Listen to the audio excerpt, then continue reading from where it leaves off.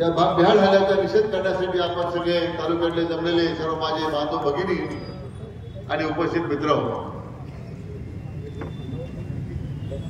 काल जो रात्रीचा प्रकार घडला तो अतिशय दुर्दैवी होता, परंतु आपल्या तालुक्याला तो नवीन नव्हता.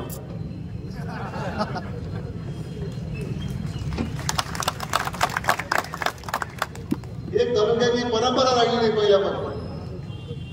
फक्त एका बाजूला सांगायचं दहशतमुक्त तालुका आहे आणि वर्षानुवर्ष तालुका दहशतीखाली ठेवायचा, जो विरोधात येईल त्याचा कार्यक्रम करायचा आणि लोकांच्या मध्ये एक प्रकारचं दहशतीचं वातावरण निर्माण करून लोक आपल्या पायावर राहिले पाहिजे अशा प्रकारचा प्रयत्न अनेक वर्ष तालुक्यात झाला. आणि म्हणून या विधानसभेच्या निवडणुकीमध्ये महायुतीचा आपला उमेदवार अमोल खताळ यांना आपण उमेदवारी दिली. एक सामान्य आपला कार्यकर्ता म्हणून आपल्यासाठी अहोरात्र झगडणारा म्हणून अमोलला आपण त्या ठिकाणी सर्वांनी पाठबळ दिलं. आणि एक सामान्य कार्यकर्त्याकडून ज्यावेळी आपल्या प्रस्थापित माणसाचा पराभव झाला, त्यांचा धुमीपछाड झाला, स्वाभाविकपणे त्यांना ते दुःख पचवता येत नाही याचा एक विषय त्याच्या मनामध्ये. खरं म्हणजे लोकशाहीमध्ये जनतेने दिलेला कौल आपण मान्यच केला पाहिजे. पण तुम्हाला लोकशाही मान्य नव्हती इतक्या वर्ष, तुम्हाला फक्त ठोकशाही मान्य होती. आणि मला त्याचा परिणाम कालच्या घटनेच्या निमित्तानं लोकांना पाहायला मिळाला. कारण लोकशाहीतून झालेला पराभव तुम्हाला स्वस्थ बसू देत नाही. आणि त्यामुळे आज मी म्हटल्याप्रमाणे ठोकशाहीची भाषे, ठोकशाहीची कृती आपण अवलंबायला सुरुवात केलेली आहे. काही दिवसापूर्वी कीर्तनकाराच्यावर हल्ले झाले, वारकरी संप्रदायावर त्या ठिकाणी हल्ले करण्याचा मी प्रयत्न केला आणि मग ती दहशत निर्माण की तुम्ही करण्याचा तुम्ही प्रयत्न करत होता, त्यातून आमच्या अमोलभावावर तुम्ही हल्ला केला. तर म्हणजे तुम्ही असे किती हल्ले कीर्तनकारावर केले, अमोलभावावर केले, तर त्याच ताकदीनं या तालुक्यातली जनता ही तुमच्या विरोधामध्ये उभी राहिल्याशिवाय राहणार नाही असं मला त्यांना सांगायचं. प्रत्येक घरचा त्या तालुक्यामध्ये अमोल खताळ आहे आणि आमचा स्वाभिमानी युवक गुंडगिरी, दहशतवादी विरोधात आता उभा राहिलेला आहे. आणि केवळ फक्त उभा राहिला नाही, तालुक्याच्या सर्वांगीण विकासाकरता आपल्या स्वतःला झोकून दिलेला आहे. मला कधी कधी आश्चर्य वाटतं की अमोल काय करू शकणार आहे, पण आपल्या सगळ्यांचे अंदाज जरी चुकीचे ठरवले तर तालुक्याला न भूषो न भविष्यती अशा प्रकारचा विकासाचा मार्ग त्यांनी खुला करून दिला. एक जो आमोदा जात नाही की ते मला सांगत नाही की मला हे पाहिजे, मला ते रस्ता पाहिजे, तो बंधारा पाहिजे, पाण्याचा प्रश्न सुटला पाहिजे. निळवंड्याचं पाणी आता तालुक्यात आलं. आपण सगळ्यांना दुष्काळी भागातले लोक पिसले होते, त्यांना काम करून दुष्काळ ठेवलं होतं. आता अमोल व्हायच्या निमित्तानं प्रत्येकाच्या घरामध्ये, शेतामध्ये आपण पाणी आणून दिलेलं आहे. हा तालुका दुष्काळमुक्त करण्याचा जो प्रयत्न आपण करण्याचं निर्धार केला होता निवडणुकीमध्ये, तालुका दुष्काळमुक्त केलेला. मला सांगा, तळेगावच्या निमोनच्या लोकांनी पुढे पाणी राहायला जायचं, सांगा राहिलं का पाणी जायचं? इतक्या दिवस फक्त तालुक्याच्या दुष्काळाच्या बैठका व्हायच्या आणि ते सांगायचे आमच्या तालुक्याचं दुष्काळाचं मॉडेल आहे. काय दुष्काळाचं मॉडेल होतं की आपल्या बघायला पाहिजे 150 टँकर लावून दे, फक्त कागदावर टँकर होते, पाण्याचा पत्ता नाही. लोक पाण्यापासून मरून गेले, वंचित राहिले. पण आमच्या अमोल भाऊनी न टँकर लावला, न कुडा माफिया सांभाळला. आज प्रत्येक तालुक्याच्या गावामध्ये पाणी द्यायचं काम त्यांनी केलं, नळाद्वारे केलं असेल, पाटाद्वारे केलं असेल. हे आपल्या तालुक्याचं परिवर्तन आहे. आणि म्हणून अशा या झालेल्या निमित्तानं मला वाटतं की हल्ल्याच्या निमित्तानं आज तालुका पुन्हा एकदा मला तुमच्या सगळ्यांकडे पाहिल्यानंतर एक माझा स्वतःचा हुरूप वाटला की आपण मेलेले आहे ते दूध पेलेले नाही आहेत.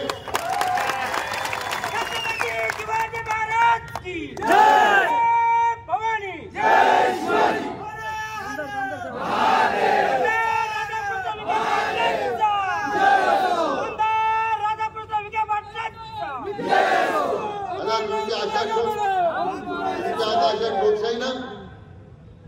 तालुक्याचा हिंदुत्वाचा विचार संपणार नाही, मला त्याला सांगितलं पाहिजे. महायुतीचा कार्यकर्ता तर स्पष्ट बसणार नाही. ज्या तुमच्या या प्रवृत्तीमुळे तालुक्यातल्या जनतेनं तुम्हाला घरी बसवलं. आता कालच्या घटनेच्या नंतर लोकांच्या मनातून सुद्धा तुम्ही उतरलेला आहात, ही जाणीव तुम्हाला आता ठेवली पाहिजे. ही कालची घटना अचानक घडलेली नाहीये. याच्यामुळे खरं सूत्रधार कोण आहे?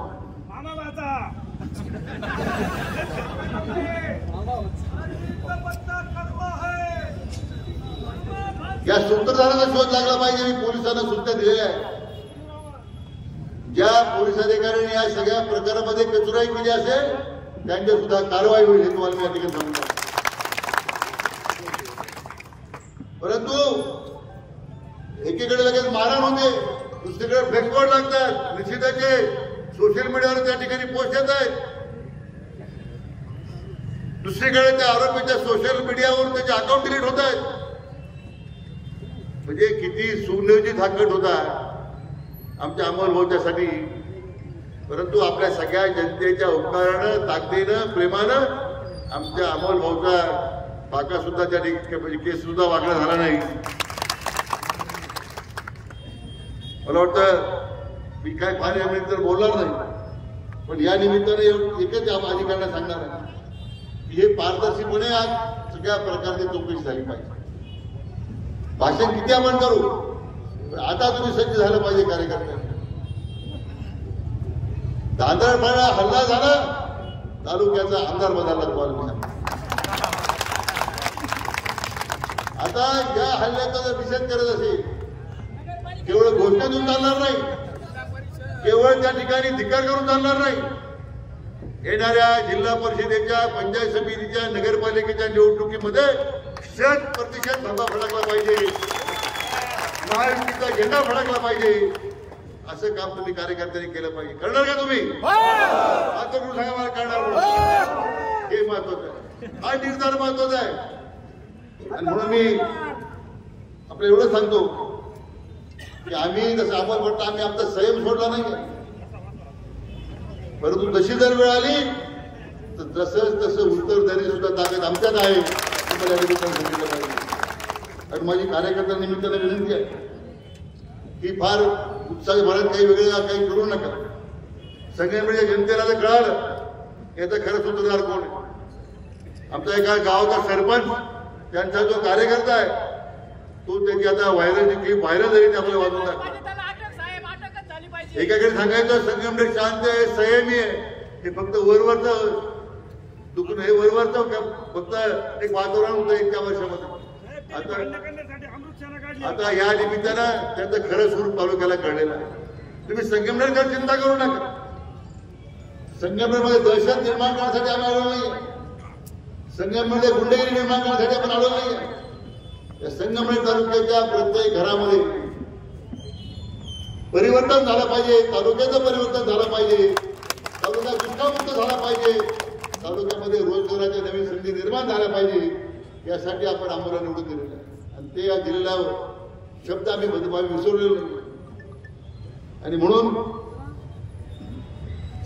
आता ही शेवटची अस्तित्वाची लढाई या मंडळाची सुरू आहे. आणि अस्तित्व फक्त आम्ही दहशत आणि गुंडगिरीने निर्माण करू शकतो, अशा प्रकारचा त्यांचा प्रयत्न आहे. एका बाजूला दहशतवाद आहे, गुंडगिरी आहे, त्यांना काय करायचं ते लग लाभत, त्याचा काय बंदोबस्त करायला आम्ही करू, तुम्ही चिंता करू नका. जनतेला मी खात्रीवर सांगतो, ते दहशतवाद तुम्ही उद्या संपला तर तुम्ही समजा ते माझी जबाबदारी.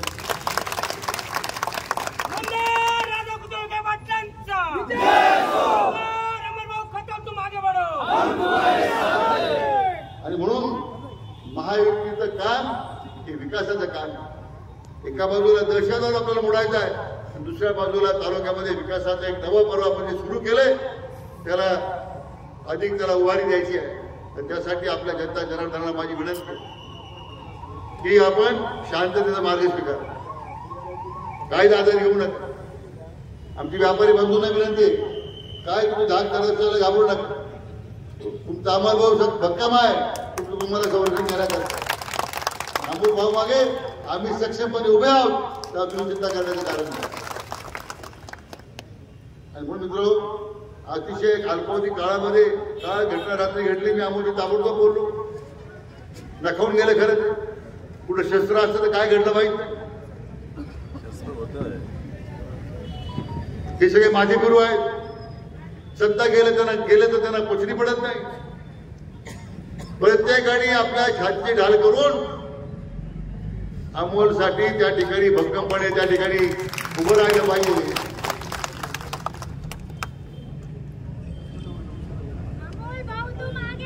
आणि मगाशी म्हटल्याप्रमाणे एक परत कोण आहे ज्यांनी व्यासपीठातून धमक्या दिल्या होत्या की प्रत्येक भाजपच्या कार्यकर्त्यांच्या, महायुती कार्यकर्त्यांच्या तगड्या तोडा आहे. कोण म्हटलंय?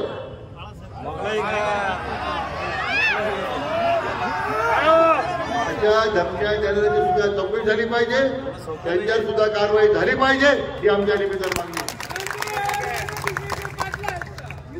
सगळ्या कार्यकर्त्यांचं मन भरभरून कौतुक करतोय. इथे काय आपल्या गाड्या द्यावं लागल्या नाही. आपल्या नेत्यावर झाल्या हल्ल्याचा निषेध करण्यासाठी स्वतःहून हजर आहेत. पुढे कामगारांना लागले नाही, पुढे कारखाना बंद ठेवावा लागला नाही, पुढे दूध संघ बँक ठेवावं लागलं नाही, पुढे शाळा कॉलेज बंद ठेवावं लागले नाही, रोजाना माणसं आणावं लागले नाही. हे अमर भाऊचं प्रेम तुम्ही या निमित्ताने व्यक्त केलं. हे प्रेम उद्या तालुक्याच्या प्रत्येक परिवर्तनाची नांदी ठरणार आहे. त्याचे तुम्ही साक्षीदार आहात, त्याचे तुम्ही हातदार आहात.